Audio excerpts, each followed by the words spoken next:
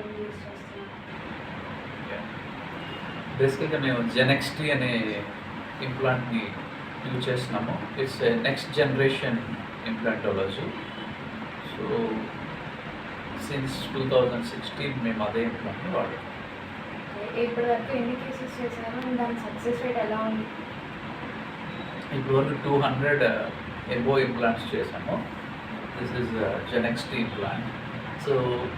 So far 100% success rate అనేది ఇవ్వగలిగాము.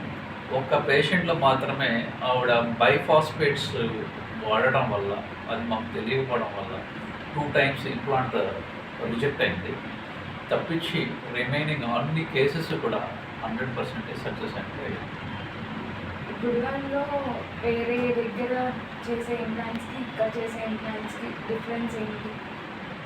బేసికల్గా వేరే దగ్గర ఏం చేస్తున్నారో నాకైతే ఏం తెలియదు కానీ బేసికల్గా, బట్ మనం చేసే implant single stage implant. So ఇమీడియట్గా బోన్లో ఇంప్లాంట్ని ఈ రకంగా ప్లేస్ చేయడం, తర్వాత దాని మీద ఇమీడియట్ రీప్లేస్మెంట్ ఆఫ్ టీత్ అనేది మనం చేస్తూ ఉంటాము. సో టోటల్గా ఏంటంటే ఎడెంటిలెస్ పీరియడ్లో ఉన్నప్పుడు పేషెంట్ ఆహారం అనేది సరిగ్గా తినలేదు. సో అప్పటికే కొంత డిప్రెషన్కి లోనైంటారు. అటువంటి సిచ్యువేషన్లో మనం వెంటనే ఇంప్లాంట్స్ ద్వారా ఆ సమస్యకి పరిష్కారం ఎప్పుడైతే మనం అందజేస్తామో పేషెంట్ చాలా తొందరగా రికవర్ అవ్వడానికి పాసిబిలిటీ అనేది ఈ టెక్నిక్ ద్వారా ఉంటుంది. ఈచ్ ఇంప్లాంట్ కాస్ట్ ఎంత తీసుకుంటున్నారు?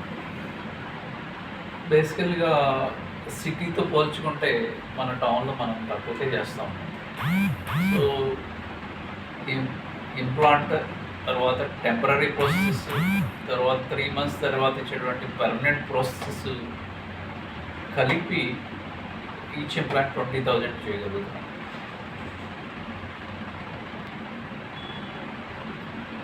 ఇమీడియట్ రీప్లేస్మెంట్ ఆఫ్ టీత్ అన్నారు కదా, అలా చేసిన వల్ల ఏమైనా ప్రాబ్లమ్స్ ఉంటాయా? బేసికల్గా ఈ సింగిల్ స్టేజ్ ఇంప్లాంట్స్ అనేవి ఇమీడియట్ రీప్లేస్మెంట్ ఆఫ్ టీత్ చేయడం కోసమే రూపొందించబడినాయి. బికాజ్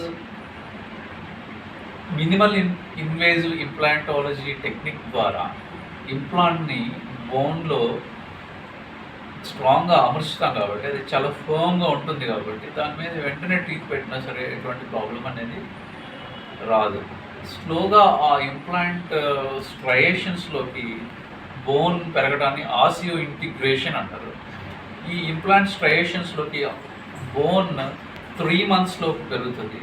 ఎప్పుడైతే ఆసియో ఇంటిగ్రేషన్ అనేది ఎప్పుడైతే వస్తుందో ఇంకా స్ట్రాంగ్ ఇంప్లాంట్ అనేది తయారవుతుంది. ఫస్ట్ ఇనిషియల్గా మనం ఇంప్లాంట్ని బోన్లో పెట్టినప్పుడు ప్రైమరీ స్టెబిలిటీ అనేది చూసుకుంటాం. ప్రైమరీ స్టెబిలిటీ అనేది ఇట్సెల్ఫ్ చాలా స్ట్రాంగ్గా ఉంటుంది. ఆ ప్రైమరీ స్టెబిలిటీ అచీవ్ అయిన తర్వాత మనం టీత్ రీప్లేస్ చేస్తాం కాబట్టి అవి వెంటనే తినడానికి అనువుగా ఉంటాయి. అదే 3 నెలల తర్వాత ఆసియో ఇంటిగ్రేషన్ ఎప్పుడైతే జరుగుతుందో సో ఇంప్లాంట్ అనేది చాలా స్ట్రాంగ్ అయిపోతుందో బోన్లో, అప్పుడు అన్నీ కూడా ఇంకా బాగా అవి తినగలుగుతారు. అప్పుడే మనం పర్మనెంట్ ప్రాసెస్ ఇవ్వడం కూడా జరుగుతుంది.